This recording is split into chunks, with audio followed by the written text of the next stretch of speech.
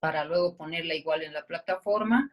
Vamos a avanzar técnica de las tintas, el procedimiento de las tintas, las diferentes técnicas o tintas que nos ofrece, digamos, ahí el mercado, y luego algunos ejemplos también de cómo es este trabajo de propuestas que podríamos hacer, que ya la hacen muchos artistas en muchos lugares del mundo, ya inclusive en nuestro país. Vamos a ver, entonces tengo una pequeña presentación para ir trabajando esto. Van a decir si están viendo. ¿Sí está? Están viendo, ¿no? Sí, profe. Ya. Entonces, estamos viendo. Están viendo, me han dicho, ¿no? Ya bien. Entonces, ahí ven, ¿no? Por ejemplo, en esa fotito que yo he puesto es un trabajo así. Fíjense las herramientas que está utilizando. A veces un artista se tiene que fabricar sus propias herramientas para conseguir los efectos que uno necesita. Uno habilita lo que le sale mejor, lo que te da mejores efectos. Y ahí ese artista también se ha fabricado sus propias herramientas para hacer trabajos grandes con tinta. Vamos a ver la siguiente imagen, hablar sobre la etimología de la palabra tinta. ¿Qué significa tinta? ¿No? O por si acaso ahí está, para que no se olviden, procede del latín tingere, que significa mojar, empapar, teñir. Y esto lo que nos va a llevar es a que con el tiempo, como es un verbo el que estamos hablando, mojar, empapar, teñir, con el tiempo se comenzó a decir tinta. Y a mediados del siglo XIII ya se empezó a decir tincta, tincta, ¿no? Así era como se conocía antes. Pero obviamente siempre las palabras se van adaptando con el tiempo a la mejor pronunciación, y en español conocemos con el nombre de tinta, la tinta, ¿ya? Entonces, a través de lo importante es saber cómo ha aparecido, podríamos decir, la tinta, cómo es la historia de las tintas. Lo que nosotros conocemos como tinta es un líquido, generalmente, que lo podemos aplicar con pinceles o con algún canuto, una pluma para hacer escritura o dibujos a la pluma, ¿no es cierto? La tinta en sí es un líquido que tiene muchos pigmentos y colorantes para haber conseguido ese tono que conocemos oscuro, y es utilizado para colorear superficies con el fin de crear ya sea imágenes o textos. Normalmente la tinta ha sido desarrollada para caligrafía, para escribir. Sin embargo, en las primeras pinturas rupestres que se conocen, documentadas históricamente, en estas pinturas el hombre de las cuevas, por ejemplo, ya ha trabajado una especie de tinta en las paredes rocosas, porque utilizaban estas emulsiones coloreadas con las que pintaban sus trazos. Y hay bastante uso de negro, como el hollín, pero también el hollín lo mezclaban con algún aglutinante, aparte del agua, para poder hacer correr un poco mejor en estas paredes de las cavernas. Pero la data real que se tiene de la tinta es que fue utilizada por la civilización china, ¿no? Y esto es a partir de allí que ha ido evolucionando como tal hasta lo que hoy conocemos como tinta normalmente. Esta creación o invención, podríamos decir, se la atribuye a estos chinos, quienes la han inventado aproximadamente ya hace 2500 años, antes de Cristo inclusive. Ellos escribían en distintas superficies muy diversas, aunque incluso aún no habían descubierto el papel, pero ellos se daban modos de trabajar sobre distintas superficies con este material, que es similar a la tinta, que no se llamaba tinta todavía. Después, en este imperio, estamos hablando de 2450 años antes de Cristo aproximadamente, lo que utilizaban era una especie de tinta compuesta por negro de humo y goma como aglutinante para escribir con plumas y también con pinceles. Recordemos que la caligrafía china es una caligrafía que es en base a trazos, ¿no es cierto? A trazos de pincel en un principio, plumas. Los chinos elaboraban la tinta teniendo como base la cola y algunas sustancias aromáticas también que le ponían, aparte de este negro de humo u hollín. Y esta mezcla tenía una consistencia bastante espesa. También se la dejaba secar formando unos bloquecitos de tinta, que luego ellos le daban forma de barras, de modo que cuando querían utilizar la disolvían, igual que la acuarela. Recordemos la composición de la acuarela, ¿no? Igual pigmento más alguna goma, y esto se compacta, se vuelve pastillas y se puede disolver con agua. Entonces lo mismo hacían con la tinta.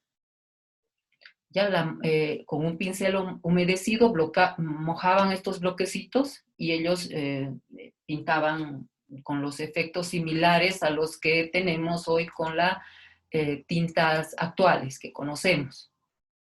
Ya antiguamente, después de los chinos, obviamente esta materia prima ya se empezó a difundir por otros países que la utilizaron específicamente en principio para, obviamente, para todo lo que sean dibujos, pero escritura fundamentalmente. Conocemos lo que es el trabajo a tinta de los chinos, ¿no? Esto es algo muy conocido en la historia del arte, el trabajo que ellos realizaban.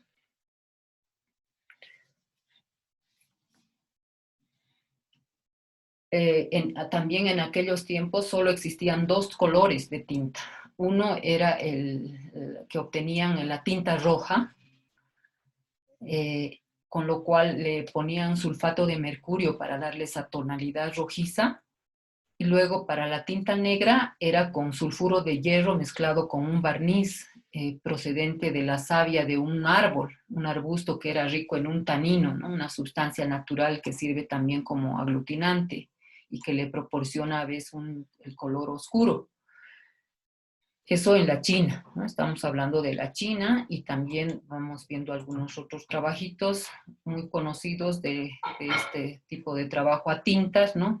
Hoy en día, obviamente, ya con más color, conocemos trabajos, pero los chinos son los maestros, no solo en su caligrafía, que es artística, sino también en sus trabajos a tinta que ellos han ido realizando a lo largo de la historia del arte. En Egipto, por ejemplo, se conocía este producto hace aproximadamente 4.000 años, imagínense. Hace 4.000 años ya se conocía y para qué utilizaban, igual para hacer sus jeroglíficos, pero también para hacer dibujos, los egipcios. Estamos hablando de hace 4.000 años. Estos jeroglíficos fijados sobre papiros, ¿no? Y estos utilizados, ya habíamos dicho también en los libros de los muertos, en las sepulturas, inclusive en las paredes de los recintos de sepultura, escritos con tinta negra y con tinta roja también, y cuyos caracteres y símbolos eran realizados con pluma de caña. ¿Ya? Se daban modos creando sus herramientas para poder aplicar las plumas de caña, usaban ellos, que ellos se fabricaban, por supuesto. La tinta egipcia además se utilizaba mezclando con hollín, lo mismo que los chinos, pero utilizaban también otra solución acuosa con una goma, ¿no? Justamente para compactar las partículas del hollín y que no se salga como polvo, ellos usaban esta solución acuosa de goma vegetal. Y más tarde, allí en Egipto, aparecen otras tintas rojas que creaban con óxido de hierro y también con cobre. Y se utilizaba más para marcar o dibujar la ropa, en la ropa más que para escribir, ¿no? Utilizaban para decorar sus ropas ese tipo de tinta. Ya en Grecia, estamos hablando siglos V a IV antes de Cristo, se elaboraban tintas con ya ingredientes muy diversos. Se recurrió a elaborar la tinta con algunos extractos y jugos en suspensiones de procedencia vegetal, así como también otras sustancias de origen mineral, de origen animal, por supuesto, como la alizarina, que es una sustancia colorante de color rojo, obtenido de una raíz de la granza, rubia o granza, es una especie vegetal, alizarina. Conocemos el rojo alizarín, también viene con ese nombre en los tubos de óleo, en los tubos de acrílico, se conoce, ¿no? Rojo alizarín, ese nombre. y viene de ahí ese nombre, ¿no? De una raíz. El índigo o añil, que es un arbusto de cuales, tanto de sus hojas como del tallo, se va obteniendo un tono azul oscuro, el índigo o añil. La cochinilla también utilizaban, o mariquita del nopal, que reducida a polvo daba ese color grana, rojizo también. La sepia, que es una materia colorante que obtenían ellos de la jibia o calamar, de estos moluscos. Ya más adelante, en periodos posteriores como la Grecia helenística, la tinta negra ya se extendió muchísimo. En ella se mojaba el estilo de madera de rosal, cortado a semejanza de las plumas posteriores, ¿no? Iban ya creando sus propios efectos con madera de estilo de rosal. Trabajaban ellos como plumas que iban creando como, ¿no?, una especie de canutos con plumita. Y yo alguna vez también estando en la academia me creaba mis propios canutos con cañita, ¿no? Esas cañitas largas que venden, las abría y yo con el estilete iba creando mis puntas de caña y de grosor que yo quería, más delgadito o más ancho, ¿no? Me hacía para poder trabajar efectos en dibujo. Según un médico griego del siglo I, ya estamos hablando, aquella tinta se componía de 3 partes de negro de humo y una de goma disuelta en agua. Y con ella se escribía muy bien sobre el papiro y los pergaminos, ¿no? Sus escritos de los griegos hacían en esto. También los pintores griegos Polignato y Micón fabricaron una tinta con mosto de uva o heces de vino que llamaron triginum, que tenía así un color medio del vino que decimos oscurito, rojo vino, y eso utilizaban para trabajar porque crearon su tinta con el mosto del vino. En el Imperio Romano se utilizaba una tinta también de color púrpura, y este color se conseguía de las glándulas branquiales de un molusco, el murex, ¿no? Es un molusco que tiene ese tipo de tinta en su cuerpo, y con esto lo utilizaban para trabajar, y es así púrpura, ¿no? Un violeta oscuro, casi guindo púrpura. Y eso, para firmar sus edictos, utilizaban como tinta. Ya en el siglo I, el naturalista Plinio dice que en su tiempo la tinta se componía de carbón, de maderas resinosas, mezclado con hollín, todo ello diluido con agua y espesado también con gomas, ¿no?, para que le dé consistencia y durabilidad. Y también este señor Plinio nos habla de la tinta india, pero esta tinta india se desconoce su composición exacta. Las que hemos visto eran las más empleadas, especialmente esta tinta de sepia que obtenían del calamar, y el púrpura también de este animal que les dije que se llamaba el murex, es un calamar, un molusco. Luego, más adelante, estos otros que usaron estas tintas dicen que los títulos o encabezamientos de los libros que escribían lo hacían con tinta roja de bermellón, ¿no? Y ya tenían ese tipo de tinta. Entonces, las primeras tintas, los tonos usados eran esos, tanto negros como rojos y estos púrpuras que estamos viendo. Ya más tarde, en la Edad Media, se utilizaba también la mezcla de hollín con tinta de sepia o restos de vino o arcilla para fabricar una tinta roja, y esto para ir destacando las iniciales y fragmentos de los documentos. ¿No? Se ve en los escritos antiguos normalmente esta diferencia del trabajo de las iniciales, de los fragmentos que escribían, bien resaltados con tinta incluso de otro color y más grande. La tinta antigua era de mejor calidad, mucho más consistente, más duradera. Ya a finales de la Edad Media y Renacimiento como que fue perdiendo un poco su calidad, eso nos dicen los historiadores, y hoy en día especialmente hay legibles papiros del siglo X inclusive que se conserva muy bien su escritura y son muy legibles, pero en cambio otros manuscritos del año 1000 es difícil de leer. Los del siglo XVI, por ejemplo, que es mucho más adelante, las letras ya se han amarillado demasiado y esto es por la calidad de las tintas que utilizaba. La tinta antigua tenía carbón como componente y era imborrable, pero a partir del siglo XII se extendió el uso de tintas de tanino y hierro, que no resisten ya la acción del tiempo, lamentablemente.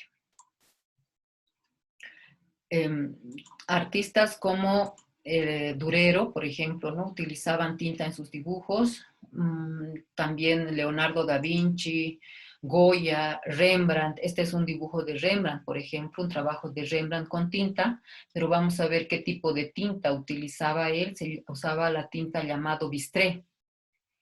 Esto vamos a ver enseguida de qué se trata el bistré y cuáles son los componentes de este tipo de pintura. Eh, como les digo, se extendieron las tintas de tanino y hierro y tienen, de acuerdo a esos componentes, van tomando distintos nombres también las tintas. Finalmente, a lo largo de todos los siglos, las sustancias que se fueron utilizando para fabricar sus tintas eran en base a jugos, a extractos, colorantes que provenían del reino vegetal, animal y mineral, y que esto lo empleaban como tintas.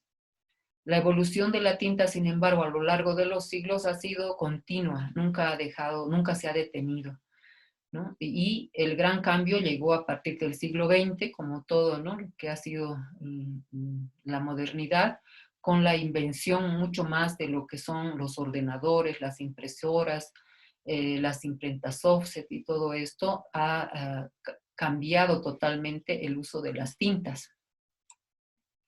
Por ello vamos a ir viendo, les decía, algunas de las más antiguas, el llamado bistré, con la cual trabajaron artistas como Rembrandt, con el que vemos la foto en tonos cafés, como ustedes observan. El bistré es un pigmento de origen orgánico que se extrae del hollín de maderas resinosas además. Y eso es lo que le va a conferir ese color marrón amarillento, con tonalidades incluso verdosas en algunos casos, dependiendo de las maderas. Esto depende de cómo han tratado ese material, la madera, ¿no? La pureza y todo el proceso de tratamiento que ha tenido. Entonces varía la tonalidad entre unos cafés a un amarillento verdoso, lo que obtenían y que es conocido como bistré. Si se expone mucho a la luz, este material tiene tendencia a decolorarse. Y esto es sobre todo con la luz solar intensa. Se utilizó básicamente como tinta caligráfica para escribir, pero en muchos dibujos y aguadas, como están viendo, sobre todo a partir del siglo XIV, lo utilizaban para hacer sus esbozos o para geniales dibujos, desde Da Vinci hasta Rembrandt, Goya inclusive, y Van Gogh han utilizado este medio. Y es habitual encontrar en la descripción de sus obras estos términos de bistré, inclusive sepia, albayalde o tinta de bugallas, es decir, la tinta ferrogálica que se conoce, que vamos a ver algunas imágenes también. Aquí vemos otra foto, ¿no? De este trabajo con bistré. Como pueden ver, generalmente vemos los antiguos trabajos de la época esta del Renacimiento y posteriores con estas tonalidades, ¿no? Y uno muchas veces se pregunta con qué han hecho esto. Yo he visto que inclusive se usa el café que nosotros hoy conocemos como tinta, ¿no? Se pueden conseguir lindos efectos con ese tono del café natural pasado que se puede utilizar como tinta. Esto que vemos aquí en estos manuscritos antiguos ha sido realizado con la tinta llamada ferrogálica. Es otro tipo de tinta que también la han utilizado estos artistas antiguos para hacer sus bocetos en aguadas. Esta tinta ferrogálica también tiene otro nombre que se llama, a ver, les voy a decir, ferrotánica. Es tinta ferrotánica o ferrogálica, así la van a encontrar. También fue preparada inicialmente solo como tinta caligráfica, pero los artistas pues siempre quieren experimentar, ¿no es cierto? Quieren, a ver, ¿para qué más me puede servir esto? Y ellos han sido los que han empezado no solo a usarla para escribir, sino que le han dado el uso en el arte. y han visto que les conseguía efectos de aguada muy interesantes, aparte de los tonos que se consiguen en la degradación y la mezcla con más agua. Esta tinta ferrogálica que les digo, que están viendo en estos manuscritos y es de una tonalidad así café rojiza, también se utiliza con sustancias como las agallas de pez que utilizaron, mezclada con sales de hierro, que en una disolución acuosa, obviamente todo esto perfectamente secado y molido, reaccionan y dan como resultado un líquido de esa tonalidad que estamos viendo. Además es aglutinado con goma arábiga. Esto fue lo que se utilizó y se mantuvo desde el siglo XI hasta la aparición de las tintas sintéticas en el siglo XIX. O sea, se utilizó bastante esta tinta ferrogálica en esas tonalidades que vemos. Aquí hay otra ferrogálica también que va un poco más hacia el negro, pero no deja de tener ese componente marrón.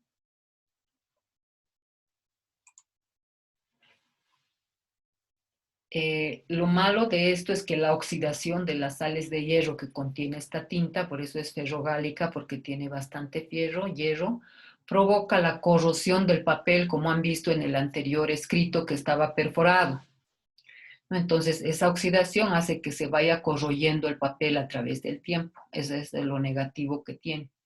El trazo de la tinta y los cambios cromáticos, inclusive, se van haciendo más negros con el pasar del tiempo. Bien, hay otras tintas, aparte de la tinta que hemos visto, la ferrogálica, hemos visto también el bistré, hay otras tintas, como ser la tinta caligráfica, que es empleada en la escritura a mano, sobre todo, y se suele clasificar en tintas negras de carbón, y dentro de estas la ferrotánica o ferrogálica que hemos visto, porque fueron empleadas muchísimo en la escritura y también en dibujos. Luego hay tintas de color preparadas con pigmentos y colorantes naturales o sintéticos que se utilizaban para hacer, como les había dicho, las letras iniciales de los textos escritos y los títulos para resaltar el texto, o simplemente con fines ornamentales y decorativos en libros antiguos, ¿no es cierto? Han debido ver alguna vez este tipo de impresiones. Tintas metálicas, las que se emplean con polvo metálico, con materia colorante también, tradicionalmente empleadas en procesos de crisografía o argirografía, etcétera, que son otro tipo de trabajos. Esta tinta caligráfica, bueno, hoy en día todo para nosotros es la tinta china, ¿no? Que la podemos usar tanto para escribir como para hacer aguadas o trabajos a pluma, a canuto, etcétera, en línea, trabajos lineales. Entonces, la tinta china es la más conocida de las tintas. También es una tinta caligráfica, como les digo, y está compuesta de negro de humo en una suspensión de aceite añil, alcanfor y goma. O sea, es una mezcla de bastantes materiales, incluida la cola de pescado en otras composiciones. No se borra, ¿no? Si ya una vez aplicada sobre el soporte, inclusive si manchamos a otra cosa como una ropa, especialmente el papel, ya no se limpia, esto es indeleble, por eso se dice.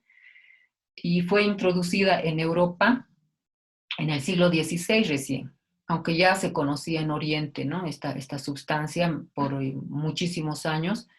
Una vez que se ha preparado esta tinta y se seca, se conserva en pequeñas pastillas, como hemos dicho, se las puede disolver. Eh, Bien, eso en cuanto al acabado de la tinta. Si ustedes han visto alguna vez cuando han aplicado tinta, cuando seca tiene un poco de brillo la tinta, se van a dar cuenta. No es opaca, sino que tiene cierto brillo. Luego están las tintas de impresión. Ya estamos yendo mucho más adelante. Las tintas de impresión pueden ser empleadas para impresos, para grabados. Estas tintas ya se han creado con el adelanto de la tecnología, su aspecto es más viscoso, alguna vez se han tenido la oportunidad de utilizar esta tinta para hacer dibujos, queda muy bien, se pueden trabajar dibujos muy lindos, incluso con pincel seco, con este tipo de tintas de imprenta, la negra especialmente. Tienen un secado rápido, su composición se basa en el empleo de un disolvente, que es una sustancia grasa, y se utiliza como pigmentos generalmente el negro de humo o de carbón.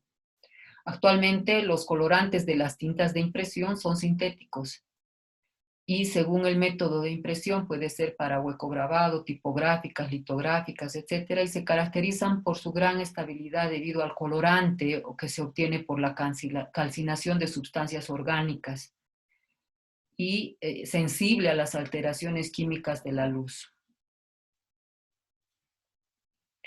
Estas, a lo largo de toda la historia, inclusive se han utilizado para hacer arte, porque el artista que quiere trabajar trata de probar, y con las tintas de bolígrafo. Hay artistas, yo les voy a poner un solo ejemplo, aquí en La Paz, por ejemplo, el artista Froilán Cosme, no sé si lo conocen, él fue mi compañero de curso en la academia, salimos juntos. Él todo el tiempo empezó a experimentar con bolígrafos. Todos sus dibujos los hacía con bolígrafos y ha llegado a pulir su técnica con bolígrafo.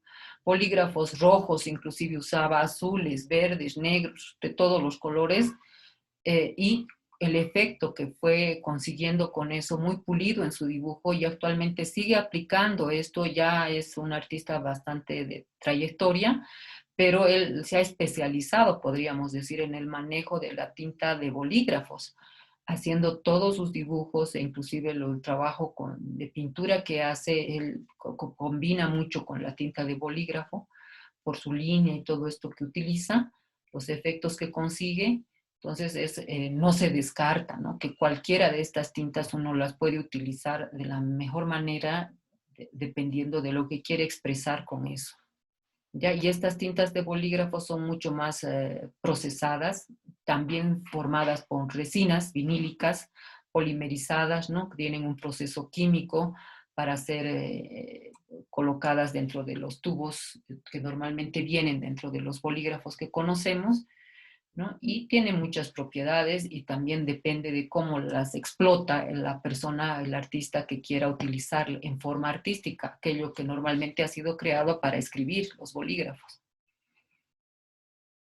Entonces, les voy a mostrar algunas imágenes de trabajo artístico. Ahí están viendo, ¿no?, por artistas, y este también es un artista chino que con tinta y línea y escritura además ha ido haciendo su propuesta artística, ¿no?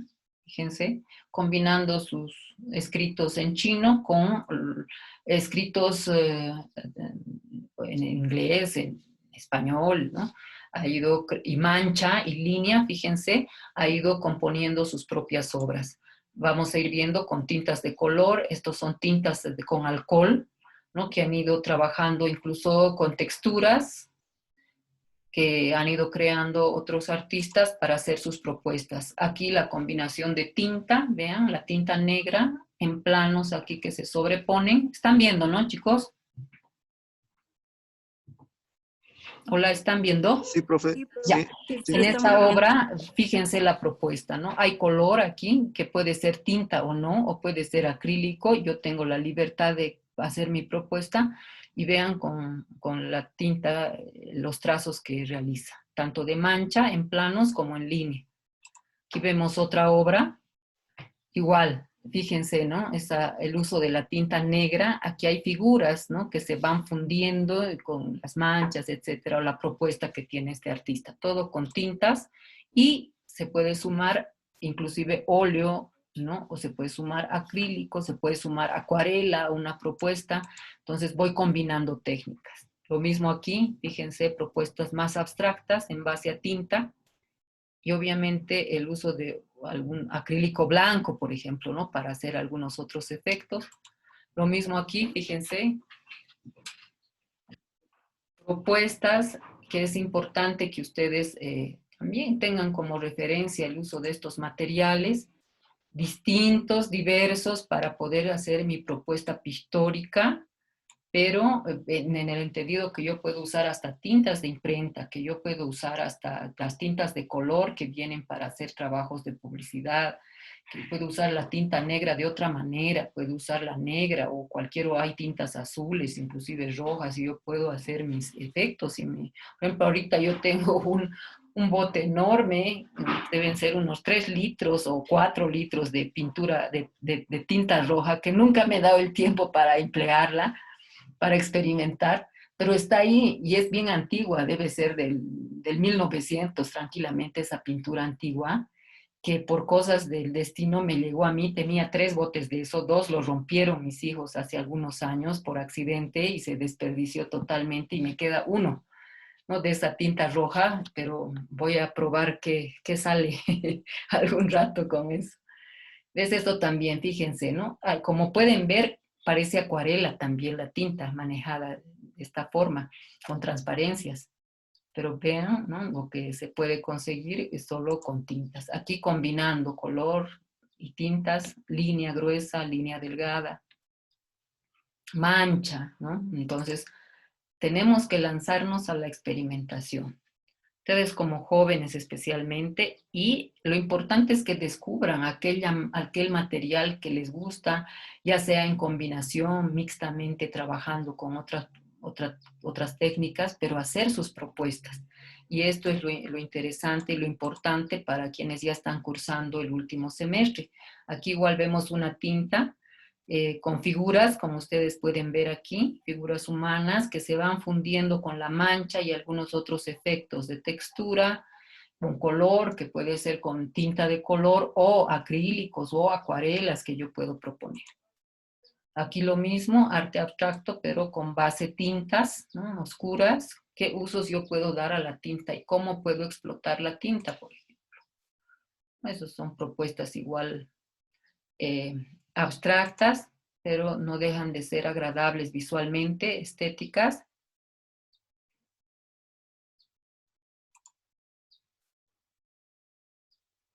Ven ahí otro tipo de propuesta por planos. Observen también la composición de estas obras, que muchas veces en un cuadro abstracto, si la composición está bien hecha, entonces gusta a la vista, ¿no? Es agradable a la vista. Hay este contraste, ¿no? Entre los amarillos y el negro que usa y algunas líneas. Ahí estoy rayando. ¿Quién está rayando? Esta otra propuesta de mancha, ¿no? Es de mancha, tinta en manchas, la mayor parte de... Y esto me hace recuerdo a una propuesta de trabajo en acuarela que una vez hizo Valeria, me estoy acordando, así con este estilo de manchas. Bien, les paso rápidamente así estas otras imágenes, en un rato se nos corta. La clase grabada va a quedar, la voy a poner en la plataforma, por favor, para que ustedes luego puedan ver a detalle, detener donde quieran detener en estas imágenes. Y eso es lo que, vean este colorido. Y esto también es interesante, ¿no? El trabajo, fíjense, todo es con tinta aquí y todo este prácticamente dibujo con color. Y aquí esta otra mancha. Y esto es interesante también, este efecto de color de tintas distintas, ya creando un cuadro bien colorido, lo mismo, ¿no? Otra propuesta.